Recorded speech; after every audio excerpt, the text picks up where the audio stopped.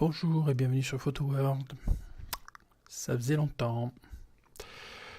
Alors, aujourd'hui, on va voir comment réaliser un portrait avec un beau flou d'arrière-plan quand on n'a pas les moyens de se payer un super objectif avec une ouverture de malade. Donc, je vous présente mon modèle qui s'est gentiment prêté à l'exercice.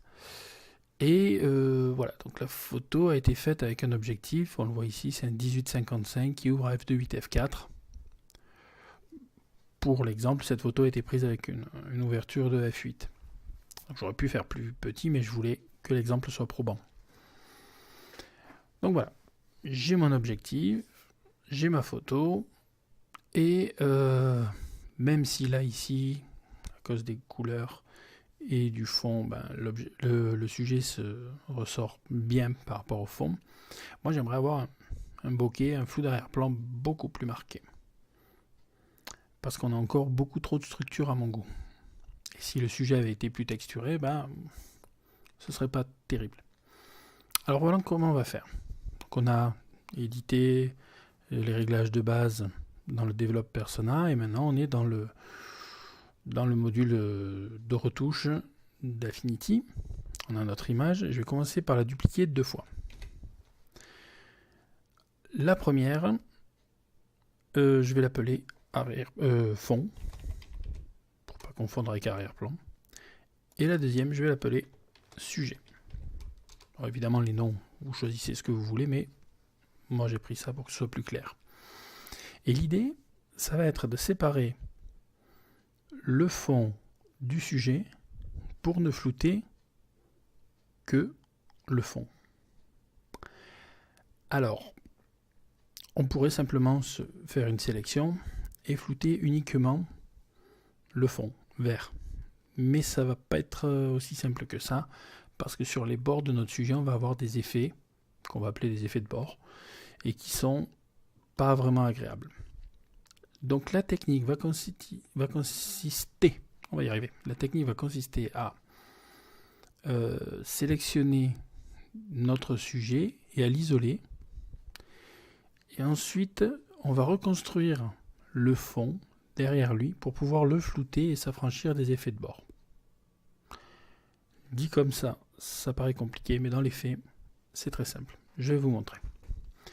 Donc on va d'abord faire une sélection de notre sujet. Donc je prends le pinceau de sélection, je vérifie que je suis bien sûr ajouté. Je vais mettre une taille quand même acceptable. Et je commence à sélectionner mon sujet. Alors évidemment, ici mon modèle est en bois, donc les bords sont faciles à détecter, mais ça marche aussi très bien avec des outils de sélection sur des vraies personnes. J'ai fait ça récemment à plusieurs reprises sur des photos de mon fils, et ça marche très bien en utilisant notamment l'outil d'ajustement qu'on va probablement utiliser aussi. Donc je continue à sélectionner mon modèle.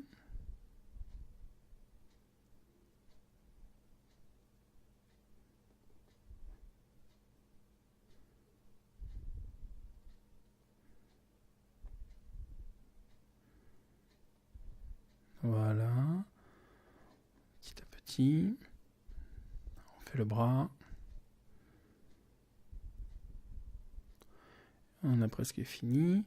Voilà. Alors on va vérifier que tout est bien partout. Ici j'ai des petits problèmes.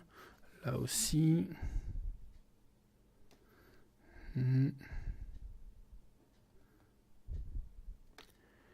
D'accord. Là, c'est pas complet non plus. Là aussi, j'ai des petits problèmes.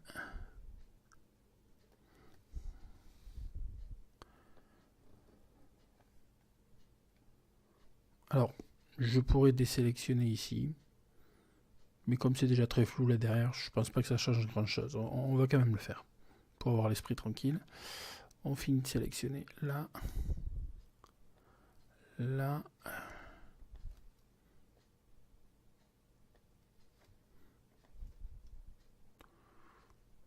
Donc dans l'ensemble, on est plutôt pas mal.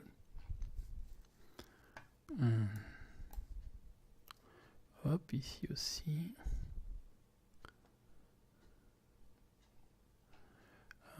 Quand j'ai fait la démo tout à l'heure, j'avais des petits problèmes par là. Et voilà là.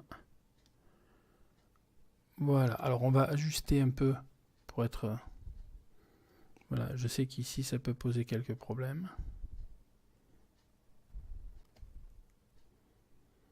Voilà. Pour le reste... Ici aussi.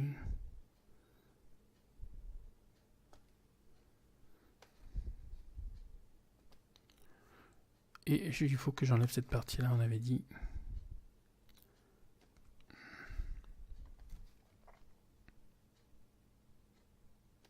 Voilà. Cette fois-ci, on a bien détouré tout notre personnage.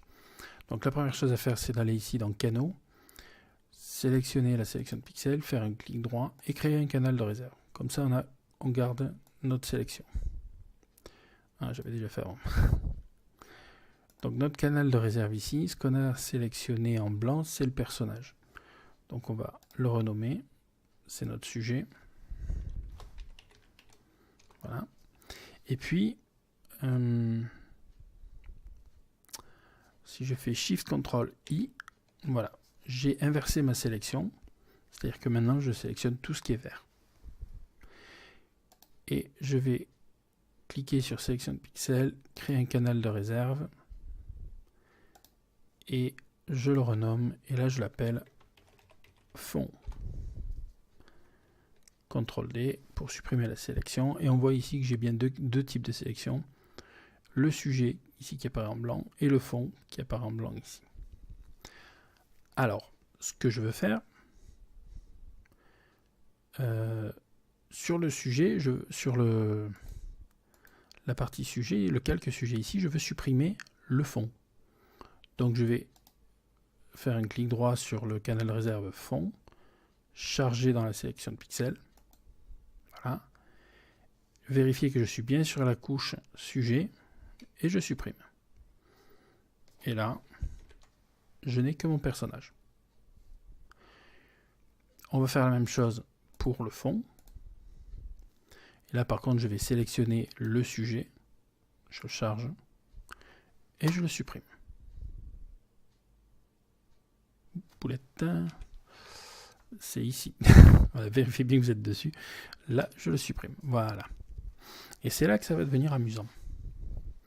On va, pour éviter les effets de bord dont je vous ai parlé tout à l'heure, on va remplir tout ce qui est ici en blanc avec un fond vert, mais pas n'importe lequel. On va demander à Affinity de reconstruire le fond vert à partir de ce qui l'entoure.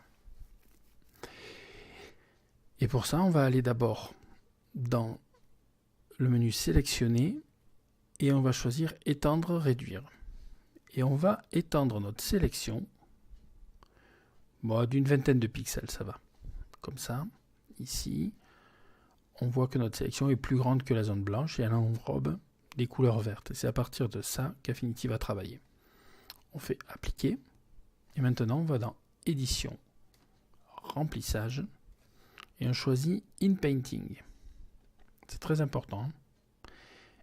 Et on applique. Et on va laisser travailler Affinity. Voilà.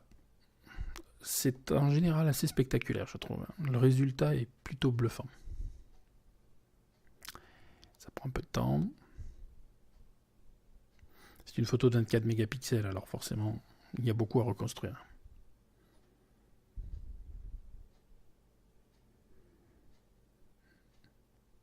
Voilà. Je supprime ma sélection. Et vous voyez qu'Affinity a reconstruit ma haie comme si de rien n'était. En regardant de plus près, on verra des détails, hein, des zones qui sont recopiées. Mais globalement, c'est quand même bien fait. Et je remets mon sujet par-dessus.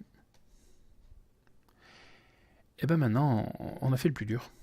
Il ne reste plus qu'à appliquer un flou sur notre fond. Alors, qu'est-ce qu'on a à notre disposition ? On a le flou gaussien qui fait du bon travail, mais on a aussi celui-là, le flou de profondeur de champ, qui est pas mal. Alors si on le choisit, regardez ce qui se passe. Vous avez ici une zone. Quand vous allez bouger le paramètre rayon, vous allez générer un flou qui est de plus en plus marqué au fur et à mesure qu'on s'éloigne du centre ici. Alors, ça colle pas vraiment avec ce que je veux faire, mais comme je peux jouer sur la dimension, je vais faire en sorte que mon flou d'arrière-plan ici colle avec le torse de mon sujet. Et voilà. Alors on applique. Attention, ce genre de flou est destructif. Donc si vous avez un doute, vous dupliquez votre image avec le fond. N'oubliez pas. Donc là, il est en train d'appliquer le flou. Et vous allez voir la différence avant-après. L'avantage, c'est qu'en ayant séparé le sujet du fond, on va pouvoir faire des traitements séparés sur les deux. Allez, mon pépère.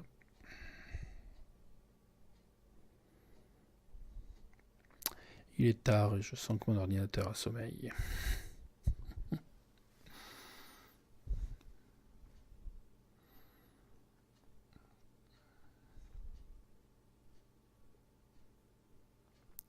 Voilà, c'est terminé.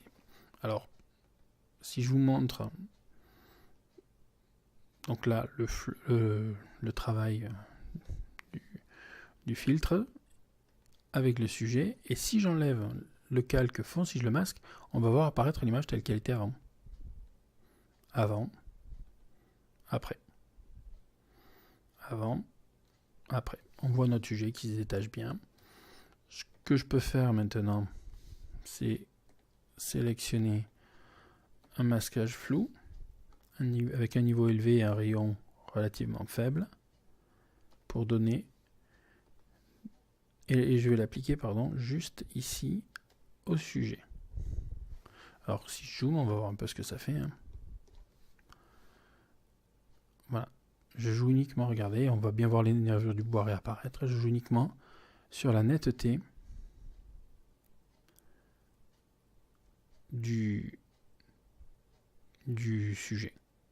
Et de fait, je n'introduis pas de bruit dans le flou derrière, que j'aurais été obligé après de retraiter avec un traitement spécifique. Là, je n'agis que là-dessus. Voilà.